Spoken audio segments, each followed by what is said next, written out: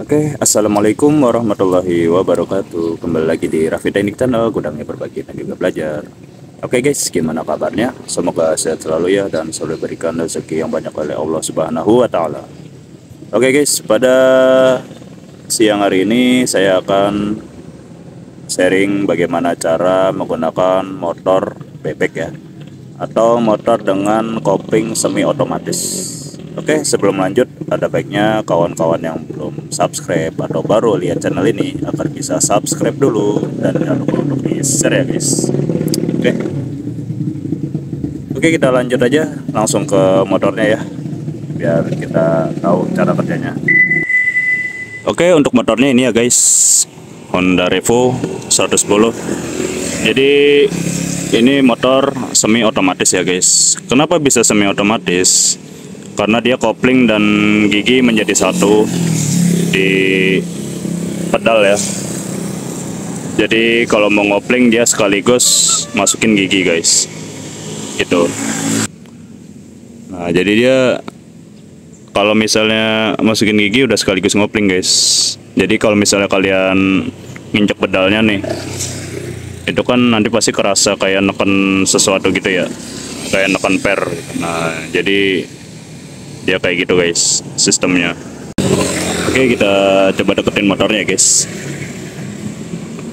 Nah jadi di sini tuh untuk sistem motor bebek itu dia koplingnya di sini ya guys. Jadi untuk melepas dan menghubungkan tenaga dari mesin ke transmisi, dia itu membutuhkan tekanan dari pedal ini guys. Nah ini fungsinya bukan cuman buat mindahin transmisi doang ya guys. Jadi ini sekaligus buat melepaskan jepitan kopling kampas dengan plat kopling ya. Ini udah sekaligus nih. Ini kalau kita tekan gini, dia kayak ada tekanan gitu guys. Jadi dia seperti mendorong per ya. Nuh kayak gini, jadi dia bisa ngebalik tuh. Ini dia ngebalik karena ada tekanan per kopling.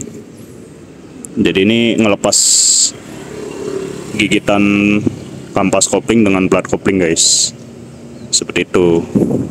Ini kalau misalnya kalian masukin gigi nih, tapi masih posisi begini nih, ditekan gini, dia nggak bakalan jalan karena dia lagi dilepas ya kampas dengan plat kopling. Nah kalau misalnya dibalikin seperti ini, nah ini baru bergabung si kampas dan platnya. Nah kenapa dia masih tetap hidup? Kan harusnya kan kalau di motor kopling dia mati ya kalau misalnya si handle kopling dilepas ya. Nah kenapa ini masih tetap hidup? Karena dia itu ada sistem mekanisme kopling sentrifugal guys. Nah kalian belum tahu ya untuk kopling sentrifugal seperti apa. Jadi dia itu kopling yang berputar melepaskan kampas kopling dengan sistem putaran ya guys. Jadi dia itu kalau misalnya terkena gaya sentrifugal itu dia memutar ya guys. Dengan kecepatan tertentu dia akan melepaskan kampas kopling atau melebarkan ya. Jadi dia akan ke arah luar gitu. Jadi seperti itu. Nah dia sistemnya pakai mangkok dia, mangkok kopling. Jadi gitu guys. Jadi sistem itu hampir sama kayak koplingnya motor matic. Nah itu motor matic itu kan dia ada kampas ganda ya. Kampas ganda itu dia akan bekerja kalau dia sudah di putaran tertentu. Pokoknya antara 1000 rpm apa 2000 rpm ya. Dia akan melepaskan kampas ke arah luar ya, dan menekan bukan menekan tapi menggesek mangkok kopling. Jadi ini ada mangkok kopling nih. Nah dalamnya ada kampas nih. Kampas ini ntar kalau misalnya dia muter kenceng, dia mekar gitu. Seiring putaran mesin semakin tinggi dia akan melebar gitu guys. Nah sama nih motor bebek juga seperti itu, cuman dia koplingnya ada dua, yang kampas ganda dengan yang plat kopling. Nah, yang plat kopling ini dia biar memperhalus memasukkan gigi. Kalau nggak ada itu, nanti kalian misalnya masukin gigi langsung loncat, jadi nggak enak buat jalan ya. Seperti itu guys. Sudah cukup paham untuk sampai di sini untuk sistematis dari kopling bebek. Oke, langsung saja berarti ya kita test ride di jalan ya.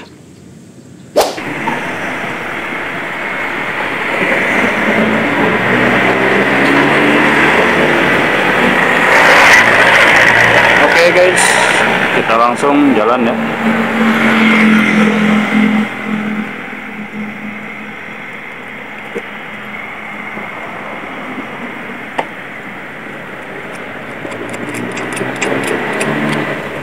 Yang pertama nyalain dulu kontaknya, netralin ya guys.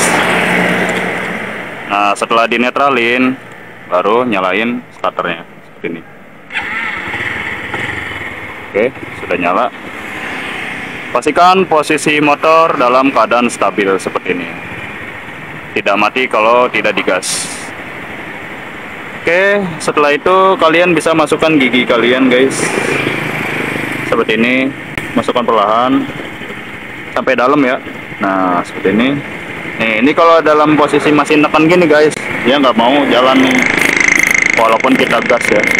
Tuh, padahal udah gigi satu ya.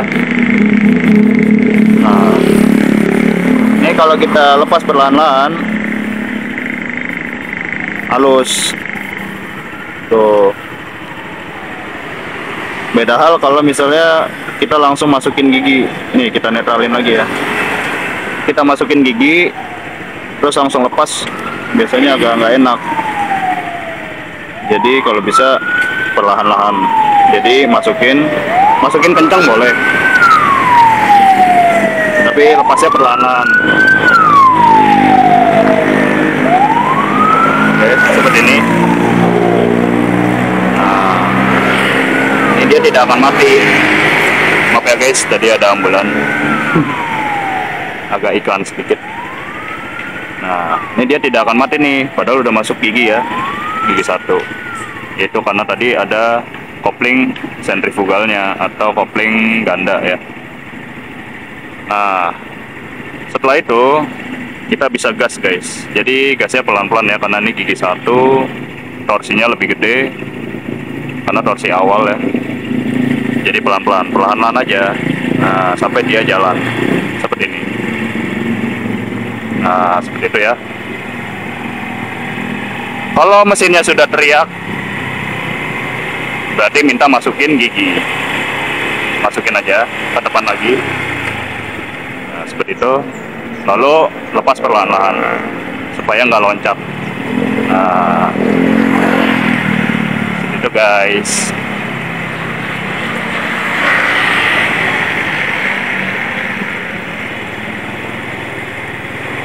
Ini kalau dalam posisi gigi dua nggak masalah guys, kalian bisa gas-gas. Tapi lebih diutamakan kalau masih di awal begini, belum jalan ya motornya, di gigi satu aja, seperti ini. Oke, cukup mudah bukan?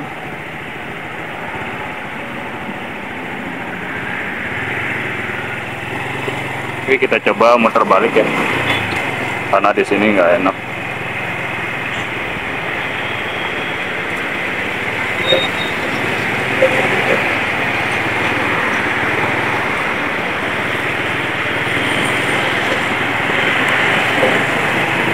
Oke, cukup mudah ya, menggunakan motor bebek.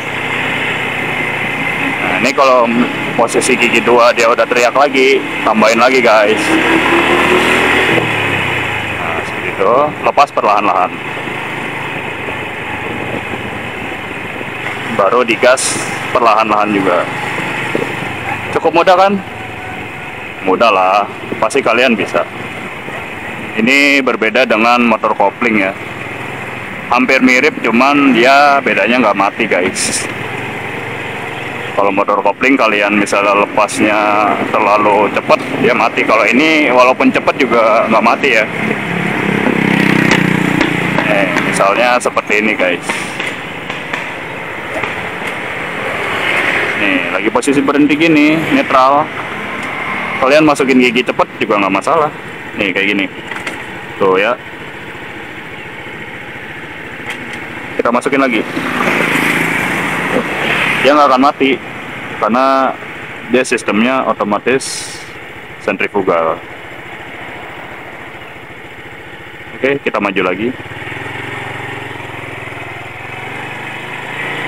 Ini kalau kalian misalnya masukin gigi langsung dilepas, nggak enak guys, pasti loncat soalnya.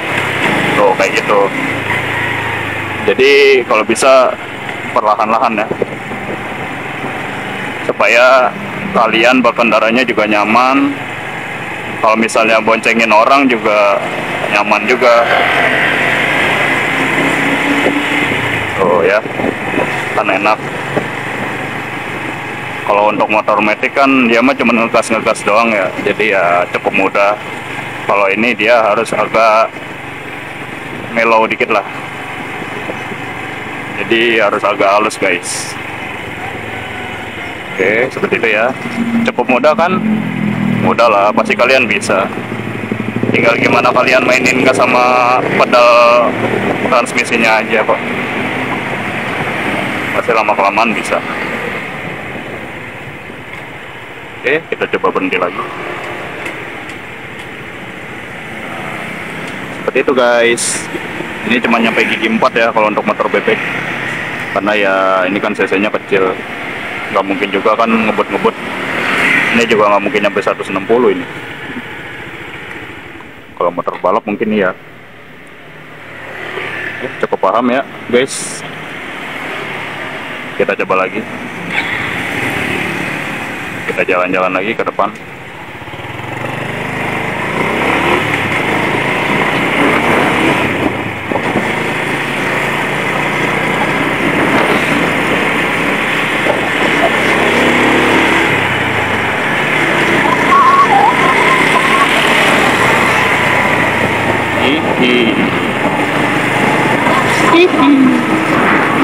Oke, kita lagi memotori Masjid Al-Azam ya. Cukup indah kan guys. Inilah wisata kota Tangerang.